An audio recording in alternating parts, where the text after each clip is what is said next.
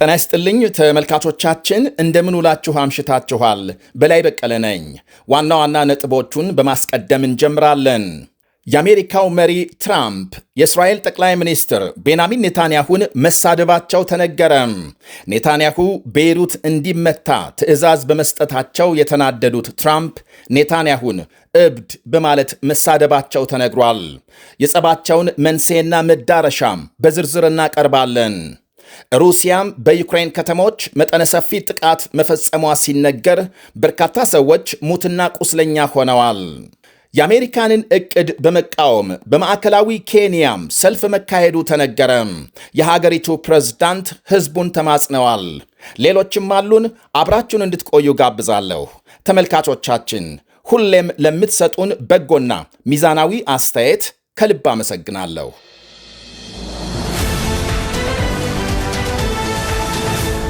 የአሜሪካ ፕሬዝዳንት ዶናልድ ትራምፕ የእስራኤሉን ጠቅላይ ሚኒስትር ቤንያሚን ኔታንያሁን መሳደባቸው ተነገረ። ሁለቱ መሪዎች ትላንት ምሽት በስልክ ሲያወሩ ትራምፕ በንዴት ኔታንያሁን የለየልህ እብድ በማለት መሳደባቸውን የተለያዩ ዘገቦች አመልክተዋል።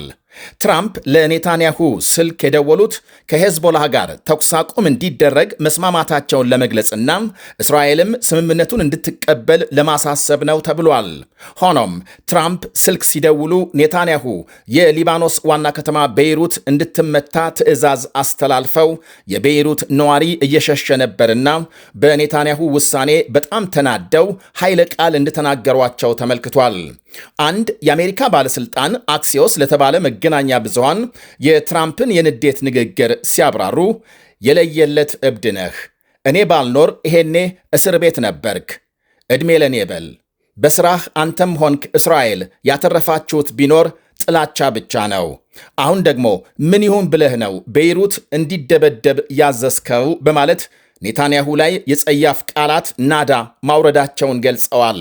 በጉዳዩ ላይ የጠቅላይ ሚኒስትር ኔታንያሁ ጽሕፈት ቤት እስካሁን የሰጠው ምላሽ የለም። አንድ ስማቸው ያልተጠቀሰ የጠቅላይ ሚኒስትሩ ጽሕፈት ቤት ሰራተኛም ትራምፕ ተሳደቡ ተብሎ የተነገረው ተጋኖ መቅረቡን በመጥቀስ የሁለቱ መሪዎች የስልክ ውይይት ውጥረት የተሞላበትና ትራምፕ ኃይለ ቃል መጠቀማቸውን ግን አረጋግጠዋል። በእርግጥ ፕሬዝዳንት ትራምፕ ሄዝቦላህ በእስራኤል ላይ በተደጋጋሚ ሚሳኤል እንደሚተኩስና እስራኤልም ራሷን የመከላከል መብት እንዳላት በሚገባ እንደሚረዱ የአሜሪካ ባለሥልጣናት ይገልጻሉ።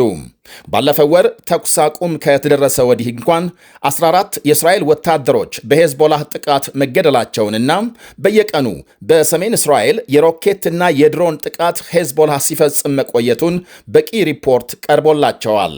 ሆኖም የእስራኤል ጦር ከቅርብ ቀናት ወዲህ ያልተመጣጠነ ምላሽ ሰጥቷል የሚል እምነት እንዳደረባቸውና ይህም ከኢራን ጋር ተኩስ አቁም ለ60 ቀናት እንዲራዘም የተጀመረውን ጥረት እንዳያሰናክል ስጋት እንደገባቸው ባለሥልጣናቱ አመልክተዋል። እናም ትራምፕ ያሉት እንዲፈጸም ለኔታንያሁ ትዕዛዝ ቢጤ እንደሰጡና ኔታንያሁም በእሽታ መቀበላቸውን ባለሥልጣናቱ አመልክተዋል። ትራምፕ ኔታንያሁን እኔ ባልኖር ይሄኔ እስር ቤት ነበርክ ማለታቸው በሙስና ለተመሠረተባቸው ክስ የእስራኤል ፕሬዝዳንት ይስሐቅ ሄርዞግ ለኔታንያሁ ምህረት እንዲያደርጉ ትራምፕ በተደጋጋሚ በይፋ መጠየቃቸውን ባለሥልጣናት ለማሳያነት ጠቅሰዋል። ይህ ሁሉ ሆኖ ከስልክ ንግግሩ በኋላም ኔታንያሁ ከሄዝቦላህ ጋር ተኩስ አቁም ለማድረግ መስማማታቸውንና ጦራቸውም ከቤይሩት እንዲመለስ ማድረጋቸውን በማድነቅ ትራምፕ በማኅበራዊ መገናኛቸው ጽፈዋል። የእስራኤል ወታደራዊ ምንጮች ግን እስካሁን ከቤይሩት የተመለሰ የእስራኤል ወታደር የለም ብለዋል። ፕሬዝዳንት ትራምፕ ከሄዝቦላህ ጋር በጣም ጥሩ የስልክ ውይይት ማካሄዳቸውንና ተኩስ አቁም ለማድረግ መስማማቱን ገልጸዋል። ዘግይቶ በወጣ ዜና ደግሞ እስራኤል በደቡባዊ ሊባኖስ የምትፈጽመውን ጥቃት መቀጠሏ ሲነገር በቤይሩት ጥቃት እንደቆመ ነው። ሄዝቦላህ በሰሜን እስራኤል 2 ሚሳኤል መተኮሱን ተከትሎ የእስራኤል ጦር በደቡባዊ ሊባኖስ ጥቃት መክፈቱ ተመልክቷል። ይህ በእንዲህ እንዳለ የአሜሪካ ውጭ ጉዳይ ሚኒስትር ማርኮ ሩቢዮ የሆርሙዝ መተላለፊያን ለመክፈት በኢራን ላይ የተጣለው ማዕቀብ ይነሳል የሚል ቃል አሜሪካም አለመግባቷን ገልጸዋል። የማዕቀብ መነሳት ጉዳይ ቴሄራን ከኒኩሌር ፕሮግራሟ ጋር በተገናኘ የቀረቡ ቅድመ ሁኔታዎችን ስታሟላ የሚታይ እንደሚሆን አመልክተዋል። ሩሲያ በዩክሬን ከተሞች በፈጸመችው መጠነ ሰፊ ጥቃት በጥቂቱ 22 ሰዎች ሲገደሉ ከ100 በላይ መቁሰላቸው ተነገረ። የዩክሬን ፕሬዝዳንት ቭላዲሚር ዜሌንስኪ በመላው ዩክሬን በተፈጸመ በዚህ ጥቃት ሰላማዊ ሰዎችና የኃይል መሠረተ ልማቶች ኢላማ መደረጋቸውን ገልጸዋል። ዜሌንስኪ ከጥቃቱ አስቀድሞ ትላንት ምሽት ሩሲያ ሰፊ ጥቃት ለመፈጸም ማቀዷንና ሕዝቡ የማስጠንቀቂያ ድምፆችን በንቃት እንዲከታተል ማስጠንቀቃቸውን ዘገቦች አመልክተዋል። ዜሌንስኪ ዛሬ ጥቃት ከተፈጸመ በኋላ በሰጡት ቃል ሩሲያ 700 የሚጠጉ ድሮኖችና ባሊስቲክ ሚሳይሎች መተኮሷን በመግለጽ አሜሪካም የሚሳይል መከላከያ መሳሪያ በአስቸኳይ እንድትሰጣቸው ጠይቀዋል። ፕሬዝዳንት ትራምፕ ዳግም ወደ ስልጣን ከወጡ ወዲህ ለዩክሬን ቀጥታ መሳሪያ ማቅረብ ማቆማቸው ሲታወቅ የአውሮፓ ሀገሮች የሚሳኤል መከላከያ መሳሪያውን ከአሜሪካ ገዝተው በእጃዙር ለዩክሬን ሊያቀርቡ ሞክረዋል። በትላንት ሌሊቱ የሩሲያ ጥቃት በዋና ከተማ ኪየቭ ከ10 በላይ መኖሪያ ሕንፃዎችን ጨምሮ በርካታ መሠረተ ልማቶች መውደማቸውን ዜሌንስኪ ገልጸዋል። ከተገደሉት 22 ሰዎች መካከል ልጆችና ሴቶች ይገኙበታል ነው የተባለው። በኪቭና በሌሎች የዩክሬን ከተሞች እጅግ ረጅም አስከፊ ሌሊት አሳለፍን ብለዋል ለመገናኛ ብዙሃን ቃላቸውን የሰጡ ነዋሪዎች። የሩሲያ መከላከያ ሚኒስቴር በበኩሉ ዩክሬን ሰሞኑን ለፈጸመችብን ጥቃት ምላሽ ነው ብሏል። በዩክሬን ያደረሰውን ይህንኑ ድብደባ ዘመቻው የታለመለትን ግብ በሚገባ አሳክቷል ሲልም አክሏል። የሩሲያ መንግሥት ቃል አቀባይ ዲሚትሪ ፔስኮቭ ዛሬ በሰጡት መግለጫም የሌሊቱ ጥቃት የዩክሬን ወታደራዊ ጣቢያዎችን ኢላማ እንዳደረገና ተመሳሳይ እርምጃ ተጠናክሮ እንደሚቀጥል ገልጸዋል።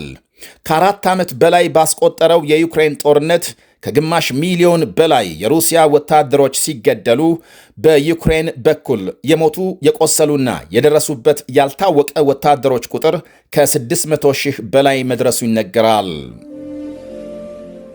በማዕከላዊ ኬንያ የአሜሪካንን የኢቦላ ማዕከል ዕቅድ በመቃወም ሰልፍ መካሄዱ ተነገረ። እስካሁን 2 ሰዎች ሲገደሉ በርካታ መቁሰላቸው ይነገራል። አሜሪካም በማዕከላዊ ኬንያ በሚገኝ ጦር ሰፈሯ የኢቦላ ታማሚዎች ማቆያ ማዕከል ለማቋቋም የያዘችውን ዕቅድ በመቃወም በመቶዎች የሚቆጠሩ የሀገሪቱ ዜጎች ሰልፍ ማካሄዳቸውን ዘገቦች አመልክተዋል። መንገድ በመዝጋትና ጎማ በማቃጠል ተቃውሟቸውን መግለጻቸው ሲነገር ፖሊስ ሰልፉን ለመበተን አስለቃሽ ጢስ መተኮሱ ታውቋል። እስካሁን የ27 ዓመት ወጣትናም አንድ ሌላ የሰልፉ ተካፋይ መገደላቸው ተነግሯል። በማዕከላዊ ኬንያ በምትገኝ ከተማ ከፍተኛ ቁጥር ያለው የፖሊስ ኃይል መሰማራቱ ታውቋል። አሜሪካም በኢቦላ የተያያዙ ዜጎቿ ወደ ሀገር ከመመለሳቸው በፊት ተገልለው የሚቆዩበት ማዕከል ለማቋቋም ማቀዷ በበርካታ ኬንያውያን ዘንድ ተቃውሞ ማስከተሉ ይነገራል። በአሁኑ ወቅት በዲሞክራሲያዊት ኮንጎ የተከሰተው አዲሱ የኢቦላ ወረርሽኝ በፍጥነት እየተስፋፋ ከመሆኑ አንጻር በቫይረሱ የተያዘ ሰው ማከሚያ ማዕከል በኬንያ መቋቋሙ በሕዝቡ ዘንድ ስጋት እንዲፈጠር አድርጓል ነው የሚባለው። ማዕከሉ በአሜሪካ ጦር ሰፈር የሚቋቋም ሲሆን 50 አልጋዎችናም አሜሪካውያን ሐኪሞች ሲኖሩት በበሽታው የተያዙ አሜሪካውያን ይታከሙበታል። የኬንያ ፕሬዝዳንት ዊልያም ሩቶ የአሜሪካ መንግሥት ቫይረሱን ለመከላከል የሚያስችል ማዕከል ለመክፈት ያቀረበውን የትብብር ጥያቄ መቀበላቸውን ቢገልጹም የሀገሪቱ ከፍተኛ ፍርድ ቤት ዕቅዱን ውድቅ ማድረጉ ይነገራል። ኬንያውያን ኢቦላን በተመለከተ ከአሜሪካ ጋር የጋራ መግባባት መፍጠራችንን በፖለቲካ መነጽር ሊመለከቱ አይገባም ብለዋል ሩቶ።